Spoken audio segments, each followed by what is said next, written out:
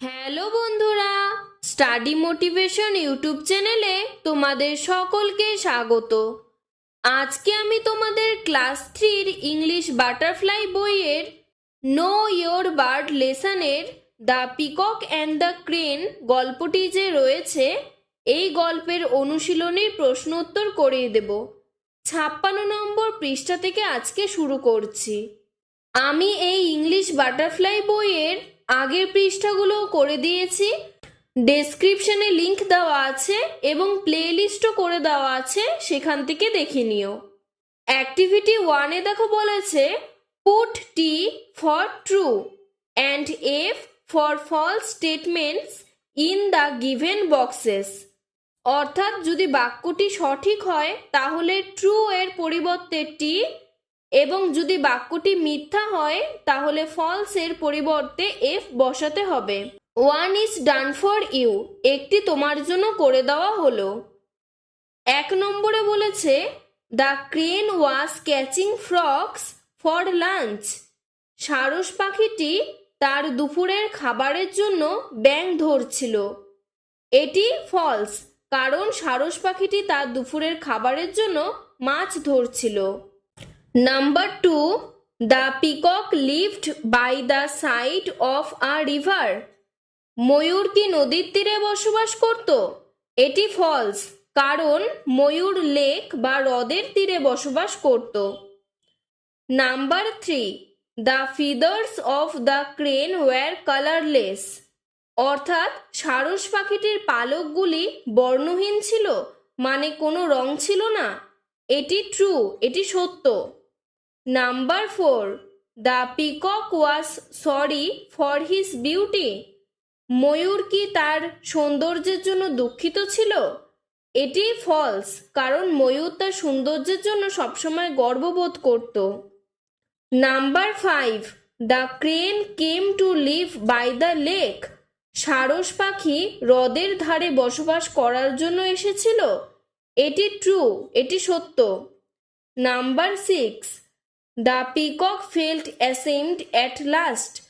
ময়ূর কি শেষ পর্যন্ত লজ্জিত হয়েছিল? এটি সত্য, তাই ট্রু।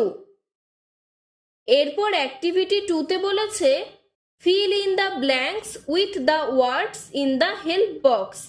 পাশে একটি হেল্প বক্স করে দেওয়া আছে, এই হেল্প বক্স থেকে শূন্যস্থানগুলিকে পূরণ করতে হবে। 1 ইজ ডান ফর ইউ, একটি তোমার জন্য করে দেওয়া আছে। Number 1, the peacock felt very proud of his beauty. ময়ূর তার নিজের সৌন্দর্যের জন্য খুব গর্ববোধ করত। ফেল্ট কথার অর্থ অনুভব করা। Number 2, the peacock lived in a forest. Peacock অর্থাৎ ময়ূর বনে বসবাস করত। লিভড কথার অর্থ বসবাস করা। Number 3, the crane taught him a good lesson. সারস পাখি তাকে একটি উচিত শিক্ষা দিয়েছিল। টট কথার অর্থ শিক্ষা দেওয়া বা শেখানো। 4 নম্বর, the peacock mocked at the crane. ময়ূর সারস পাখিকে নিয়ে উপহাস করেছিল। মকড কথার অর্থ উপহাস করা বা কাউকে নিয়ে হাসাহাসি করা। 5 নম্বর, the peacock went away ashamed. ময়ূর লজ্জিত হয়েছিল। ওয়েন্ট কথার অর্থ গিয়েছিল, আর এখানে ওয়েন্ট শব্দটি ব্যবহার করা হয়েছে হয়েছিল অর্থে। 6 নম্বর, the peacock meet a crane in the lake by chance. ময়ূর হ্রদের ধারে সারস পাখির সঙ্গে সাক্ষাৎ করেছিল। মিট কথার অর্থ সাক্ষাৎ করা বা দেখা করা। এরপর activity 3, now look again at the sentence in activity 2। Activity 2-তে যে সেন্টেন্স বা বাক্যগুলো দেওয়া রয়েছে সেগুলিকে আরেকবার দেখো। Put them in correct order to frame a story. এরপর এই বাক্যগুলিকে এমন করে লেখো যাতে একটি গল্প তৈরি করা যায়। অর্থাৎ এই বাক্যগুলিকে পরপর সাজাতে হবে। প্রথমের বাক্যটি প্রথমে এবং সবশেষে যে ঘটনাটি হয়েছিল সেটি সবার লাস্টে লিখতে হবে। তো 1 নম্বর ও 6 নম্বর করে দেওয়া আছে। 1 নম্বরে বলেছে the peacock lived in a forest, ময়ূর একটি বনে বসবাস করত। Number 2, the peacock felt very proud of his beauty, ময়ূর তার সৌন্দর্য নিয়ে গর্ববোধ করত।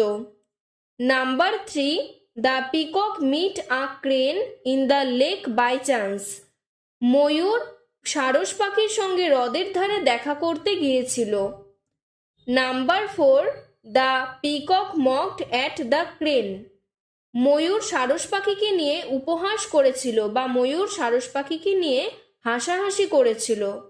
Number 5, the crane taught him a good lesson, সারস পাখি ময়ূরকে একটি উচিত শিক্ষা দিয়েছিল। Number 6, the peacock went away ashamed, শেষ পর্যন্ত ময়ূর লজ্জিত হয়েছিল। এরপর অ্যাক্টিভিটি 4-এ এ নম্বরে বলেছে in the text you will find some underline words, অর্থাৎ তোমরা যে গল্পটি পড়েছ সেই গল্পটির মধ্যে কিছু এমন শব্দ রয়েছে যেগুলোর নিচে আন্ডারলাইন করা এবং যেগুলো একটু মোটা কালি দিয়ে লেখা। Some of them end with ED, কিছু শব্দের পেছনে ইডি রয়েছে, and some of them end without ED, এবং কিছু শব্দের পেছনে ইডি যোগ করা নেই। Make a list of them, তোমরা সেটির একটি লিস্ট তৈরি করো। One is done for you, একটি তোমার জন্য করে দেওয়া আছে। এখানে দেখো ওয়ার্ডস এন্ডিং উইথ ইডি, অর্থাৎ যেই শব্দগুলোর পেছনে ইডি রয়েছে সেই শব্দগুলো আমি পরপর লিখে দিয়েছি। 1 নম্বর লুকড মানে দেখেছিল, 2 নম্বর লিভড মানে বসবাস করত, 3 নম্বর ইউজড মানে ব্যবহার করত, 4 নম্বর ওয়াকড মানে হাঁটছিল, 5 নম্বর রিপ্লাইড মানে উত্তর দিয়েছিল, 6 নম্বর মারমার্ড মানে বিড়বিড় করে বলতো। এই সবগুলি কিন্তু অতীতকাল অর্থাৎ আগে ঘটে গিয়েছে। ওয়ার্ডস এন্ডিং উইদাউট ইডি, যেই শব্দগুলোর পেছনে ইডি যোগ করা নেই। 1 নম্বর কেম মানে এসেছিল, 2 নম্বর স মানে দেখেছিল, 3 নম্বর সেইড মানে বলেছিল, 4 নম্বর স্প্রেড মানে ছড়িয়ে দিয়েছিল, 5 নম্বর ফেল্ট মানে অনুভব করেছিল, 6 নম্বর ওয়েন্ট মানে গিয়েছিল। এই শব্দগুলোও কিন্তু অতীতকালেই ঘটেছে। বি নম্বরে বলেছে right 6 words of your own, তুমি নিজের ইচ্ছে মতো 6টি শব্দ লেখো। রিমেম্বার মনে রেখো, the word should end with ED, শব্দের শেষে যাতে ইডি থাকে। One has been done for you, একটি তোমার জন্য করে দেওয়া আছে। 1 নম্বর দিয়েছে হেল্পড মানে সাহায্য করেছিল। তেমনি আমি আরো 5টি শব্দ লিখে দিয়েছি। 2 নম্বর টকড মানে কথা বলেছিল, 3 নম্বর কারেক্ট সঠিক হয়েছিল, 4 নম্বর কল্ড মানে ডেকেছিল, 5 নম্বর ডেকোরেটেড মানে সাজিয়ে দিয়েছিল, 6 নম্বর কুকড মানে রান্না করেছিল। এরপরে বলেছে লেটস লার্ন, চলো শিখি। A weaver bird can weave a nest, a weaver bird মানে একটি তাঁতি পাখি, ক্যান ওয়েভ আ নেস্ট অর্থাৎ পাখির বাসা তৈরি করে। পাশে তোমাদের এই ওয়েভার বার্ডটির ছবিও দেওয়া আছে। তারপরে একটি প্যাঁচার ছবি দিয়ে বলেছে an owl can see at night, প্যাঁচারা রাত্রেবেলা দেখতে পায়। এরপর একটি ভালচার বা শকুনের ছবি দিয়ে বলেছে a vulture can fly very high in the sky, একটি শকুন আকাশে অনেক উঁচুতে উঠতে পারে। তারপর কুকো বা কোকিলের ছবি দিয়ে বলেছে আ কুকো ক্যান সিং সুইট নোটস, একটি কোকিল খুব সুন্দর গান গায়। এরপর পিকক বা ময়ূরের ছবি দিয়ে বলেছে a peacock can dance in the rain, একটি ময়ূর বৃষ্টিতে নাচ করতে পারে। এরপর একটি মুরগি বা হেনের ছবি দিয়ে বলেছে এ হেন ক্যান লে এগস, একটি মুরগি ডিম পাড়ে। Look at the chart below, নিচের এই চার্টটির দিকে তাকাও। ওয়ার্ক ইন গ্রুপস, দলে কাজ করো। Frame as many sentence as you can, তুমি যতগুলো পারবে ততগুলো শব্দ তৈরি করো। One has been done for you, একটি তোমার জন্য করে দেওয়া হলো। এখানে দেখো I, we, Sabina, Sabina's friends, অনেকগুলো শব্দ দিয়েছে। আবার মাঝখানে দিয়েছে ক্যান, আর এই পাশে দিয়েছে dance well, do the work, Singh a song, help him. এখন আমরা এই চারটি থেকে প্রত্যেকটি শব্দ নিয়ে একটি করে বাক্য তৈরি করব। তো প্রথমটিতে দেখো বলেছে আই ক্যান ড্যান্স ওয়েল, অর্থাৎ আমি ভালো নাচতে পারি। তারপরে হবে I can sing a song, আমি ভালো গান গাইতে পারি। We can do the work, আমরা কাজ করতে পারি। উই ক্যান হেল্প হিম, আমরা তাকে সাহায্য করব। Sabina can dance well, Sabina ভালো নাচতে পারে। We can sing a song, আমরা গান গাইতে পারি। উই ক্যান ড্যান্স ওয়েল, আমরা ভালো নাচ করতে পারি। Sabina can help him, Sabina তাকে সাহায্য করবে।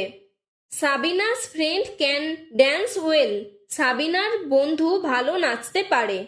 Sabina's friend can sing a song, সাবিনার বন্ধু গান গাইতে পারে। Sabina's friend can help him, সাবিনার বন্ধুরা তাকে সাহায্য করবে। এরপর 61 নম্বর পৃষ্ঠাতে অ্যাক্টিভিটি 6-এ একটি ছবি দেওয়া আছে। এ থেকে জেড পর্যন্ত পরপর অ্যালফাবেটগুলো দিয়ে এই ছবিটিকে দাগ টেনে টেনে পূরণ করতে হবে। এই ছবিটি পূরণ করার পর একটি মাছ দেখতে পাবে তোমরা। আজকের ভিডিওটি এতটুকুই। ভিডিওটি ভালো লাগলে লাইক করে চ্যানেলটিকে সাবস্ক্রাইব করে দেবে। ধন্যবাদ।